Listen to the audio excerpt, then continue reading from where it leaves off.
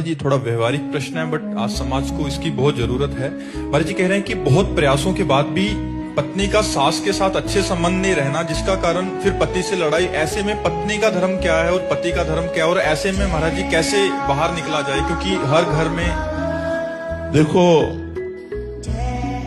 समस्त अशांति का कारण अपनी सुख वासना है, अपनी अनुकूलता है।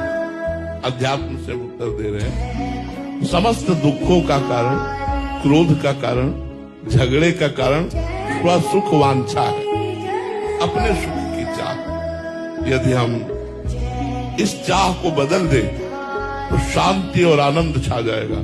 सास को किसमें सुख मिलता है, ये बहू सोचे। सास सोचे मेरी बहू को किसमें सुख मिलता है, वैसा मैं व्यवहार करूं।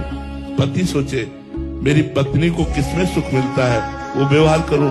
पत्नी सोचे मेरे पति को कैसे सुख मिलेगा, वो व्यवहार करूं। अभी आनंद छा जाए।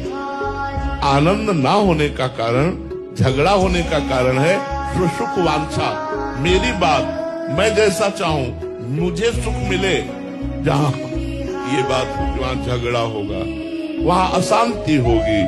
शांति होगी तत्सुख भावना में, और ये अब बहुत कम हो रहा है। दूसरों को सुख देने की भावनाएं कम हो रही। इसलिए कहीं देखा जाता है वृद्धा सास को बहू पीट दिया, कहीं देखा जाता है सास ससुर और पति तीनों एक हो गए और बहू को पीट दिया, बहू सास को पीट दिया। ये सब कहीं देखा जाता है पुत्र जो है अपनी पत्नी की अनुकूलता को लेकर अपने माता पिता का त्याग कर दिया, माता पिता को घर से निकाल दिया। कई तरह की जो अशांतियां गृहस्थी में फैल रही है, उसका कारण है आध्यात्मिक ज्ञान ना होना, भगवान का भजन ना होना।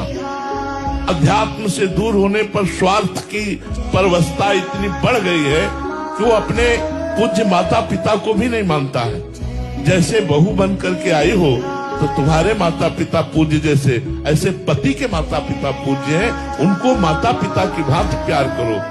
तुम्हारे घर बहू आई है, तुम सास हो, अपनी बेटी से कैसा व्यवहार करोगी, वैसा व्यवहार करो। दूसरे की बेटी तुम्हारे घर आई, तुम उसे प्राणों से भी अधिक प्यार करो। कहीं कोई झगड़े नहीं।